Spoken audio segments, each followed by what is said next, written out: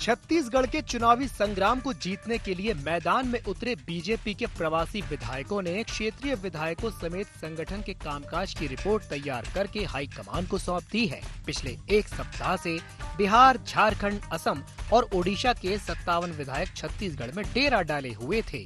प्रवासी विधायकों ने राज्य की सभी 90 विधानसभा सीटों का दौरा करके जमीनी हकीकत जानी। इस दौरान प्रवासी विधायकों ने एक सीट एक ऑब्जर्वर अभियान के तहत हर बूथ की समीक्षा की, जिसमें उन सीटों पर विशेष फोकस किया गया जहां पिछले चुनाव में बीजेपी को हार मिली थी। इन विधायकों ने मौजूदा भूपेश सरकार पर भी जमकर हमला बोला। प्रवासी विधायकों ने भूपेश सरकार को हर मोर्चे पर विफल करार देते हुए इस सूबे में बीजेपी की सरकार बनने का दावा किया। को जिताने के पक्ष में है, बशर्ते कि वहाँ उम्मीदवारी अच्छी हो। रमन सिंह के कार्यकाल में किसानों के प्रति कुछ उनके वायदे थे, उन वायदों को सरकार पूरा नहीं कर सकी, जिसकी वजह से काफ़ी नाराजगी थी और उसी का परिणाम हुआ कि बीजेपी की सरकार नहीं बन सकी। हमें तो इसका भान है कि अगर सही कैंडिडेट सब जगह आए हैं तो जनता में इसका बहुत ही पॉजिटिव रूप है और बीजेपी की सरकार बनेगी, ऐसा हम मानते हैं। विधानसभा में घूमा हूँ और घूमने के बाद मुझे मालूम हुआ कि बहुत सारी योजनाएं जो केंद्र सरकार के द्वारा दी जा रही है यहाँ पर, वो सारी योजनाओं को यहाँ इम्प्लीमेंटेशन करने के बजाय उसको रोकने का नया नया तरीका यहाँ की सरकार खोज रही है। उन योजनाओं को यहाँ की सरकार को चाहिए था कि लागू, लेकिन उसको रोकने का अथक प्रयास यहाँ की सरकार कर रही है। यहाँ की सरकार को मैंने पाया कि बहुत सारी ऐसी योजनाओं को वहाँ चला रही है जिसमें घोटाला का बहुत स्कोप है। ये कांग्रेस का एटीएम मनी की तरह यहाँ पर जो है छत्तीसगढ़ को लोग इस्तेमाल कर रहे हैं, कांग्रेस के लोग यहाँ पे। तो यही मैंने स्थिति देखा कि यहाँ पर जो है ना पूरी तरह सरकार घोटाला में लिप्त है और हर हाल में इस बार आम जनता जो है मन बना चुकी है कि कांग्रेस का सफाया करेंगे और पूरी तरह से घोटाला मुक्त सरकार हम बनाएंगे, जो भाजपा ही यहाँ पर दिखाई पड़ रहा है उनके पास में। भारतीय जनता पार्टी चुनाव के तैयारी में पूरी ताकत से जुटी हुई है।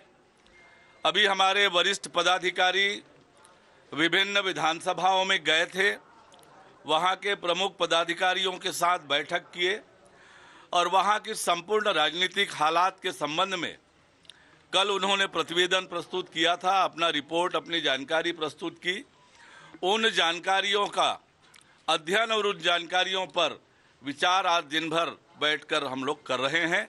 निश्चित रूप से भारतीय जनता पार्टी पूरी ताकत से चुनाव के तैयारी में जुटी हुई है, पूरी ताकत से मजबूती से चुनाव के मैदान में जाएंगे और निश्चित रूप से जनता के आशीर्वाद से नवंबर में छत्तीसगढ़ में कमल खिलाएंगे। इधर बीजेपी के प्रवासी विधायकों के दौरे पर कांग्रेस तंज कस रही है। कांग्रेस का कहना है कि बीजेपी के नेताओं को अपने कार्यकर्ताओं पर भरोसा ही नहीं है। बीजेपी केवल बस्तर में सड़कों पर घूमी है, मगर बस्तर हमेशा से कांग्रेस का गढ़ रहा है। 75+ के लक्ष्य में बस्तर की 12 सीटों पर कांग्रेस ही जीतेगी। भारतीय जनता पार्टी के नेताओं को जनता और अपने कार्यकर्ताओं पे भरोसा नहीं है और बस्तर में उन्होंने सड़क के ऊपर घुमा है।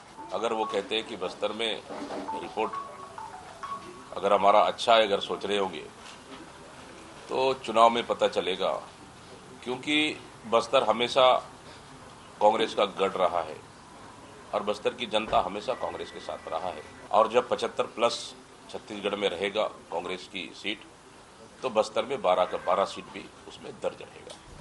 छत्तीसगढ़ में बीजेपी की जमीनी हकीकत क्या है, इसकी रिपोर्ट भी हाईकमान को भेज दी गई है, जिसका असर आने वाले समय में दिखाई देगा। लेकिन प्रवासी विधायकों का फीडबैक बीजेपी को कितना मजबूत कर पाएगा, ये तो विधानसभा चुनाव के परिणाम ही बताएंगे। रायपुर से IND 24 के लिए ब्यूरो चीफ निधि प्रसाद की रिपोर्ट।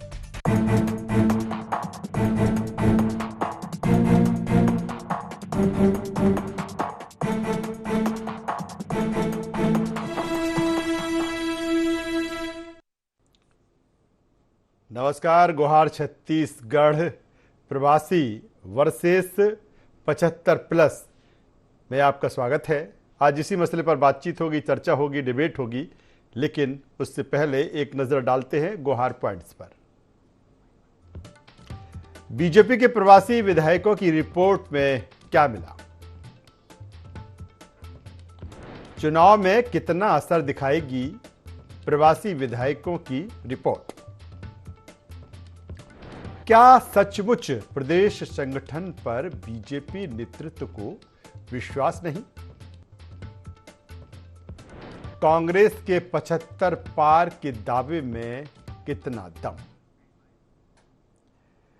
तो छत्तीसगढ़ में जो चुनावी समर है वो लगातार तेज होता जा रहा है। सत्ताधारी दल कांग्रेस और विपक्ष में बैठी भारतीय जनता पार्टी अपने अपने तरीके से अपनी रणनीति, अपनी स्ट्रेटजी को और मजबूत करते हुए दिख रहे हैं। एक तरफ चुनावी तैयारियां हैं, दूसरी तरफ आरोप प्रत्यारोप भी है। दोनों एक दूसरे की हर एक्टिविटी पर, हर गतिविधि पर नजर रख रहे हैं और सही भी है। चुनावी समर है, शय और मात का खेल भी चलेगा, बयानों की बौछार होगी और अपनी जो इंटरनल तैयारियां हैं वो भी चलेंगी। आज इसी मसले पर कि जो प्रवासी विधायक आए थे, अपना दौरा करके पूरा करके लौट रहे हैं, दूसरी तरफ कांग्रेस ने एक बार फिर दावा किया है कि अब की बार 75 पार। ये भी देखेंगे कि कांग्रेस के इस दावे में 75 पार या 75 प्लस के दावे में कितना दम है, या फिर जो प्रवासी विधायक आए थे किस तरह की कुंडली तैयार करके गए हैं या जो वो कह रहे हैं उसमें कितना दम है। इसी पर चर्चा होगी, बातचीत होगी। चर्चा शुरू करें उससे पहले मेहमानों से आपका परिचय करा देता हूं, तारुफ करा देता हूं, फिर चर्चा को, इस डिबेट को हम आगे बढ़ाएंगे।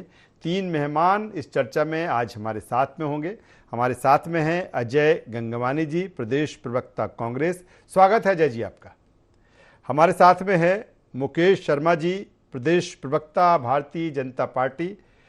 मुकेश जी का भी स्वागत करता हूं।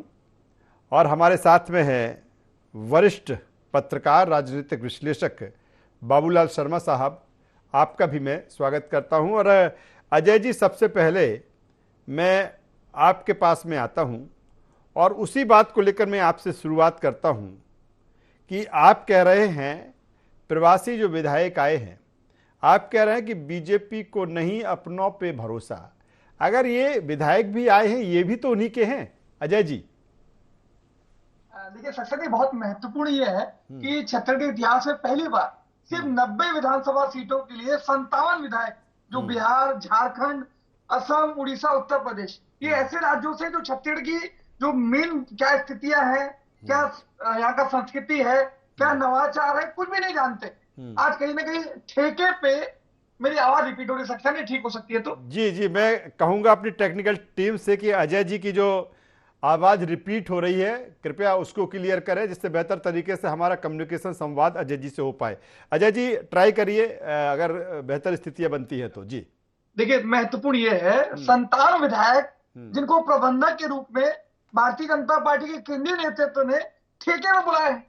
आज इन 57 विधायकों को यहाँ लाने से किसी प्रकार से कोई फायदा नहीं होने वाला।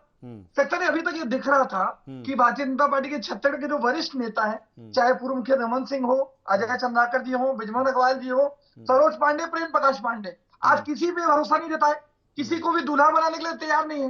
अब ये दूसरा जो 57 विधायक आ रहे हैं, ये इस बात का स्पष्ट प्रमाण है कि भारतीय जनता पार्टी की सीट से जो विधायक के प्रत्याशी है, न उन पर भरोसा है, न भाजपा के कार्यकर्ताओं में भरोसा है। अभी तक देखिए, हम छत्तीसगढ़ के इतिहास में अन्य राज्यों में चुनाव होता है तो पर्यवेक्षक आते हैं, आज स्टार प्रचारक आते हैं या ऑब्जर्वर आते हैं। ये पहली बार हो रहा है कि 57 विधायक, इतनी बड़ी संख्या मात्र 90 विधानसभा सीटों पे भेजा जा रहा है। ये कहीं ना कहीं भारतीय जनता पार्टी की डर, बौखलाहट और घबराहट का नतीजा है। लेकिन अजय जी, आप कह रहे हैं ठेके में बुला है, अरे ये कहीं बाहर पार्टी से थोड़ी बुला ली उन्होंने। देखिए, बहुत स्पष्ट है। क्या आप मुझे स्पष्ट करेंगे? यहाँ मुकेश शर्मा जी भाजपा के प्रवक्ता बैठे, किसी छत्तीसगढ़ के नेता में भरोसा नहीं है। आप 1 या 2 स्टार प्रचारक आते हैं, 2 या 3 प्रभारी आते हैं या ऑब्जर्वर आते हैं। क्या देश के किसी भी राज्य का मेरे मित्र मुकेश शर्मा जी उदाहरण देंगे क्या, जहाँ 57 विधायक आपने भेज रहे हैं, जहाँ कुल 90 विधानसभा सीटें हैं? और देखिए, सबसे पहले उनको बुलाने के बाद यहाँ ट्रेनिंग दी जा रही है, भैया आप किस प्रकार से वहां पे जाके संभालेंगे। तो क्या छत्तीसगढ़ के कार्यकर्ताओं, अजय जी, इसी को तो माइक्रो मैनेजमेंट कहते हैं, जो भारतीय जनता पार्टी का माइक्रो मैनेजमेंट है। अच्छा प्रश्न, उसका भी जवाब देता हूँ। देखिए, कहीं ना कहीं पार्टी विद डिफरेंस या कैडर में जो पार्टी का खोखला दावा और राजनीतिक पाखंड करते हैं वो खुल के सामने आ गया। देखिए, कुछ इनके प्रत्याशी घोषित कर दिए। आज इनका जो लगातार सर्वे चला है सक्सेना जी, आज ये 57 प्रत्याशी पे जो सर्वे कर रहे थे उसमें ज्यादातर प्रत्याशी ऐसे थे जो हारने वाले हैं। अभी कल या परसों जो मीडिया के माध्यम से मुझे सक्सेना जानकारी मिल रही है, 1 या 2 दिन इनकी लिस्ट और आ रही है। ये ऐसे सीट घोषित करने वाले हैं जहां भारतीय जनता पार्टी के जो पुराने विधायक के चुनाव लड़े वो 20,000 से ज्यादा वोटों से हारे। पहले भी जो 21 प्रत्याशियों की लिस्ट आई है वो कहीं ना कहीं इन्होंने स्वीकार किया सी और डी कैटेगरी की सीटें हैं जहां भारतीय जनता पार्टी कभी जीती नहीं है या 2 से ज्यादा बार हारी है। हमारे जो पहले लिस्ट आई अजय जी, मुकेश जी से जवाब ले लेता हूं। मुकेश जी कह रहे हैं, कांग्रेस कह रही है कि प्रवासी विधायक के जो दौरे हैं वो अपनों पर भरोसा नहीं है, इसीलिए बाहर से लाए। वो कहते हैं कि ये कई चीजें, खोखला दावा या तमाम सारी चीजें आप सुन रहे होंगे। जवाब दे दीजिए अजय जी को। देखिए, अजय जी को ठेका से आगे और कुछ समझ में आ नहीं रहा है, क्योंकि सरकार ही उसी बेस पे चला रही है। इनके जो दिल्ली से नेता आते हैं तो कितना उनको ठेके का भुगतान करते हैं ये वही जाने। दुनिया की सबसे बड़े राजनीतिक दल भारतीय जनता पार्टी, दुनिया में पूरे देश में सबसे ज्यादा विधायक, सबसे ज्यादा सांसद भारतीय जनता पार्टी के हैं। यदि ऐसे में भारतीय जनता पार्टी के विधायक चुनाव के समय में छत्तीसगढ़ आते हैं तो ये भारतीय जनता पार्टी की ब्यूटी है, क्योंकि लोग आते हैं वो हमारे कार्यकर्ता भी हैं विधायक के साथ साथ। तो यदि विधानसभा क्षेत्रों में वो आते हैं भारतीय जनता पार्टी के कार्यकर्ताओं से मिलते हैं और सरकार की नाकामियों के बारे में जानते हैं, तो कहीं ना कहीं अजय सुन लो यार, सुन लो। अभी आपके पास में देने के लिए बहुत सारा जवाब नहीं है। अभी जनता पूछेगी जवाब लगातार, शराब क्यों नहीं बंद किए, बेरोजगारी भत्ता में लोगों को युवाओं को गुमराह किए, सब जवाब देंगे आपको। देना पड़ेगा, ठीक है मुकेश जी, बढ़िया जी। जनता को भी देना पड़ेगा, हमको भी देना पड़ेगा, और सड़क से लेके सदन तक पूछा जाएगा, उस टाइम देना जवाब। अभी जी किसी भी चुनाव को गंभीरता से लेती है और उसके चुनाव के तहत यदि भारतीय जनता पार्टी के विधायक बाहर से आते हैं, अलग अलग विधानसभा क्षेत्र में घूमते हैं, तो इससे कांग्रेस पार्टी को दिक्कत किस बात की है? हड़बड़ाहट क्यों है, घबराहट क्यों है? कहीं ना कहीं इनको समझ में आ गया है ये सरगुजा में भी क्या चल रहा है, इनका बस्तर में भी क्या चल रहा है। वो कह रहे हैं हमें समझ में आ गया है, हम 75+ पे जा रहे हैं। अरे वो कह रहे हैं यही समझ में आया, 75+ जा रहे हैं। अरे जब इनके नेता चुनाव लड़ने से मना कर रहे हैं, घोषणा पत्र बनाने से मना कर रहे हैं, स्वीकार कर रहे हैं कि मेरे विधानसभा में अध्यक्ष स्वीकार कर रहे हैं कि भ्रष्टाचार हुआ। अरे चलिए एक सवाल ले लेता हूं मुकेश जी, आपका ही सवाल ले लेता हूं, जो अपना मुद्दा है प्रवासी वर्सेस 75+। एक बात जो आप प्रवासी विधायक आए थे वो ये कह रहे हैं, जो उनकी बाइट जो वर्जन मैंने सुनी है, कि सही कैंडिडेट अगर उतार दिया जाएगा तो फिर फतह निश्चित है। ये सही कैंडिडेट का फार्मूला ये जो कुंडली बना के गए हैं ये तय करके गए हैं या पहले से संगठन ने तय कर लिया था? बहुत अच्छा प्रश्न। भारतीय जनता पार्टी उनके कहने का अर्थ है सर्वमान्य कैंडिडेट, और जो हमारे 21 सीट आए हैं उसमें भी कार्यकर्ताओं से, पदाधिकारियों से चर्चा करके लाए, और ये 21 सीट ही इनके घबराहट का कारण है। ये 21 सीटों में जो सर्वे रिपोर्ट आ रहे हैं इनको तो ये बात तो पार्टी फोरम में जाके कह देते ना कि ये स्थिति है। मुकेश जी आवाज मिल रही है मेरी? भारतीय जनता पार्टी की सक्रियता से घबराई हुई है कांग्रेस पार्टी, क्योंकि इन्होंने किया तो कुछ नहीं है। चलिए मैं सीधे बाबूलाल शर्मा साहब के पास में आ जाता हूं, वरिष्ठ पत्रकार, राजनीतिक विश्लेषक हमारे साथ में हैं। बाबूलाल जी, किस रूप में देखें इस तरह से प्रवासी विधायकों का ये माइक्रो मैनेजमेंट कहें, उनका सर्वे कहें, या फिर जो एक रिपोर्ट या कुंडली उन्होंने तैयार की है? हालांकि मुझे लगता है कोई एक पहला ये मौका नहीं है। अमूमन जब चुनाव होते हैं तो वहां पर दूसरे प्रदेशों के जो विधायक हैं या जो नेता हैं वो जाते हैं।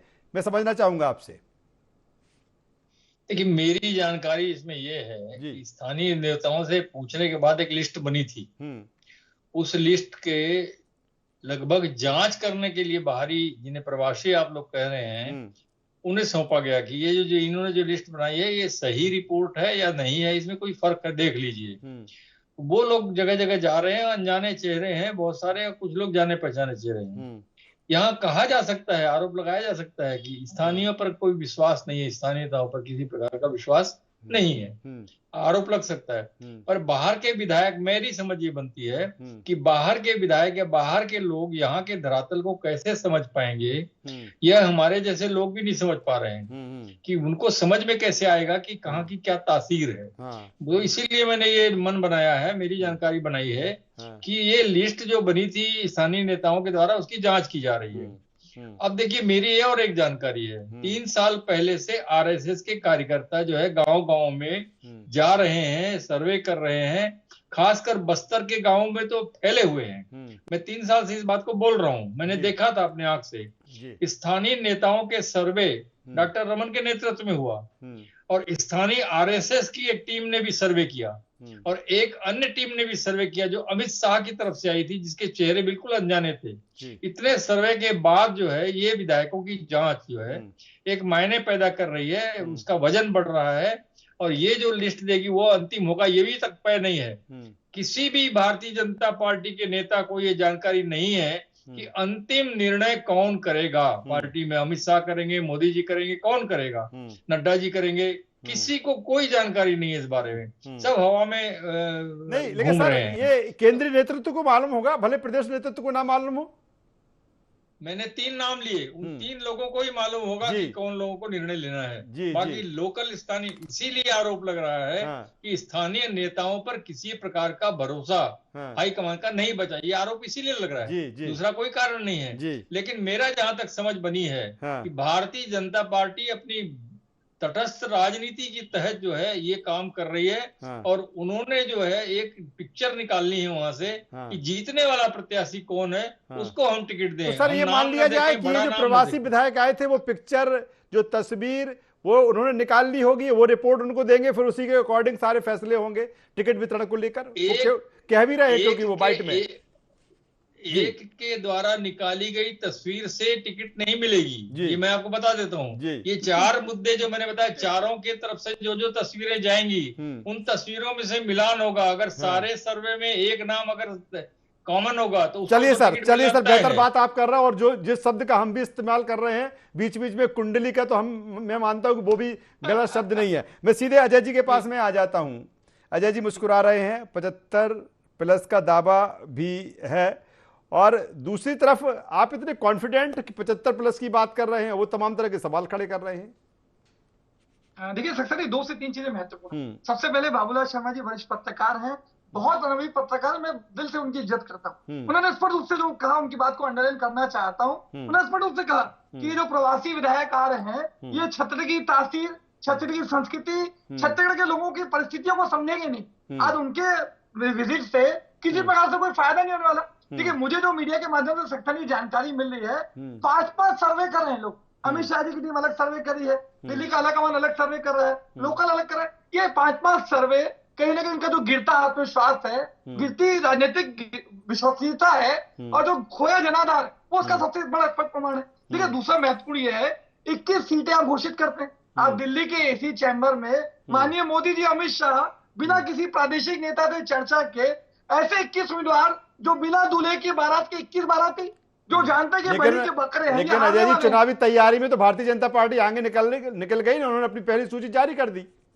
बहुत अच्छा प्रश्न, आपका इसका भी जवाब दे रहा हूं। ठीक है सक्सेना जी, 21 प्रत्याशी पहले घोषित करने से क्या आप जीत गए मानते हैं? देखिए, मैं स्पष्ट कर रहा हूं, ये ऐसे 21 प्रत्याशी है जो सी और डी कैटेगरी के हैं। ऐसी सीटें जो भारतीय जनता पार्टी कभी नहीं जीती, सी कैटेगरी वो जहां 2 से ज्यादा बार हारे, ये ऐसे प्रत्याशी घोषित कर रहे हैं जो ऑलरेडी इनका दिल्ली का आलाकमान और छत्तीसगढ़ के नेता मान रहे कि हम सीट हार रहे हैं। दूसरा देखिए, हमारी जो पहली लिस्ट आएगी 10 सितंबर, पूरी जिम्मेदारी से कह रहा हूं, लगभग हमें आशा है कि 10 सितंबर के पहले हमारी लिस्ट आएगी। लेकिन हमारी लिस्ट जीतने वाले प्रत्याशी होगी, इनके प्रकार 21 हारने वाले प्रत्याशी। अरे अजय जी, ये तो जनता तय करेगी कि जीतने वाला कैंडिडेट कौन है। देखिए, वो तो स्पष्ट है, जनता जनार्दन है और हमें पूरा विश्वास है। हमने जो लगातार 4.5 साल में प्रत्येक वर्ग चाहे वो गरीब किसान हो, आदिवासी हो, मजदूर हो, युवा हो या महिला हो, हर वर्ग के न्याय के लिए काम किया है, जिसका परिणाम है। चलिए अजय जी, मुकेश जी से जवाब ले लेता हूँ। मुकेश जी, दो चीजें हैं, एक अजय जी जो कह रहे हैं और दूसरा ये जो सवाल है कि जो आपका स्थानीय संगठन है, प्रादेशिक जो संगठन है, मुझे लगता है वो बेहतर तरीके से एक एक चीज को, छत्तीसगढ़ की उसकी मिट्टी की क्या तासीर है, जमीन की क्या तासीर है, क्या तमाम सारे समीकरण हैं, जाति, क्षेत्रीय, व्यक्तिगत तौर पे उस कैंडिडेट की क्या इमेज है, तो वो बेहतर बता पाएगा कि ये जो प्रवासी विधायक कह रहे हैं, फिर आपके जो विधायक कह रहे हैं बाहर से आए हैं, तो वो बेहतर तरीके से बता पाएंगे। मुकेश जी।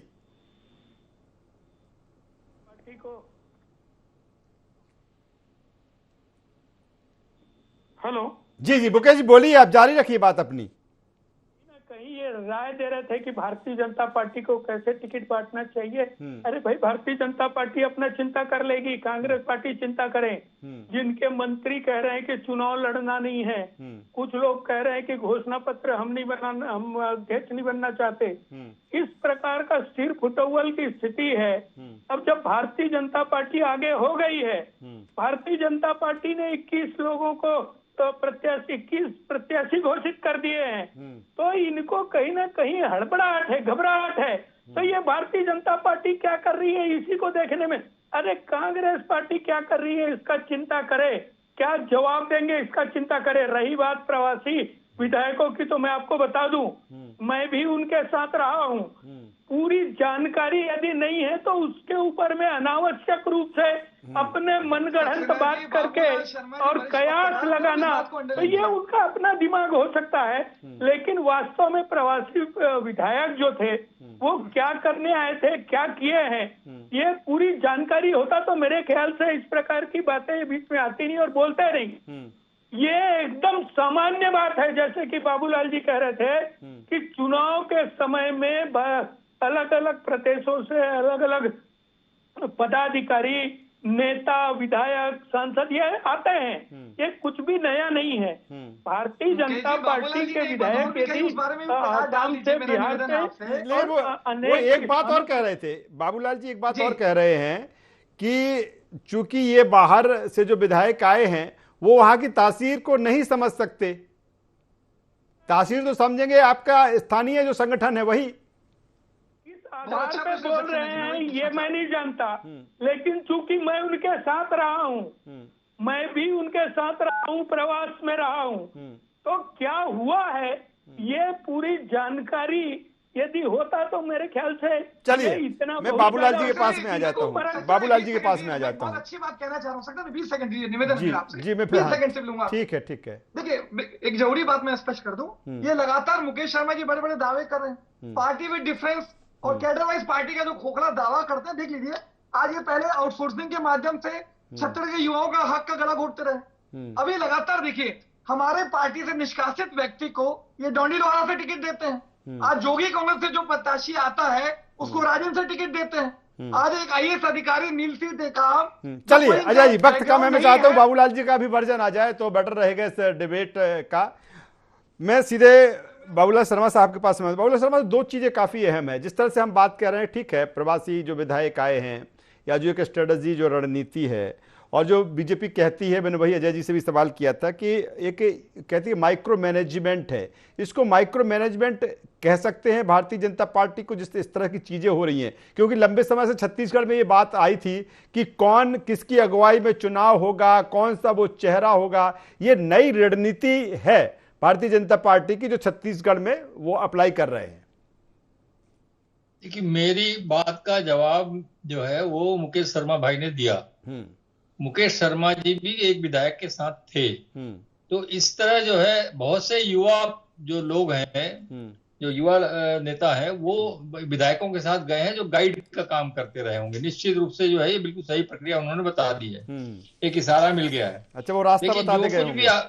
जो कुछ भी आप कह रहे हैं कि भारतीय जनता पार्टी जो प्रमुख गण जो है वो कोई भी चूक नहीं चाहते, टिकट देने के पहले सारी चीजें स्पष्ट कर लेना चाहते हैं, इसलिए जो है ये 5 कोणीय जो है जांच की स्थिति बनाई जा रही है, सर्वे की स्थिति बनाई जा रही है। भाजपा हाईकमान फूंक फूंक कर कदम रख रहा है, रणनीति तगड़ी है। और आपको मैं एक और बात बता दूं जी, आज भी डॉक्टर रमन सिंह हाईकमान की चुनावी रणनीति का इम्प्लीमेंटेशन यहाँ कर रहे हैं। किसी को मालूम हो या ना मालूम हो, मुझे मालूम है। शेष तो सिर्फ चेहरे बन करके अपना काम कर रहे हैं। रणनीति बहुत तगड़ी है, इसमें कोई दो राय नहीं है। भारतीय जनता पार्टी को अगर कमजोर कोई समझ करके लड़ेगा तो दिक्कत में आएगा। तो भारतीय जनता पार्टी के नेता जो हैं वो स्थानीय और हाईकमान मिल करके जो है सारे लोग एक बहुत बड़ी टीम बना चुके हैं और वो सारे के सारे लोग मैदान पर काम करेंगे। अंतिम दिनों तक चुनाव के वो लोग मैदान में रहेंगे। चलिए चूंकि वक्त की कमी है को भी करके और छत्तीसगढ़ का जो चुनावी समर है वो अपने उफान पर है और यही कारण है कि चाहे सत्ताधारी दल कांग्रेस और विपक्ष में बैठी भारतीय जनता पार्टी अपने अपने तरीके से अपनी तैयारियों को अंजाम दे रहे हैं। तीनों मेहमानों का धन्यवाद करूंगा, शुक्रिया करूंगा। तो कुल मिलाकर वो समय, वो पल धीरे धीरे नजदीक आता जा रहा है और यही कारण है कि छत्तीसगढ़ में जो चुनावी लड़ाई है, जो जंग है, उसकी तैयारियां दोनों तरफ से या फिर अन्य दल जब जो ताल ठोकेंगे वो भी तैयारी कर रहे हैं। और इस समर में कोई भी अपनी रणनीतिक स्तर पर चूक नहीं करना चाहता। यही कारण है कि तमाम सारी चीजें चुनावी साल में तैरती हुई नजर आ रही हैं। गुहार छत्तीसगढ़ में बस इतना ही। IND24 पर खबरों का सिलसिला लगातार जारी है। आप बने रहिए हमारे साथ। नमस्कार।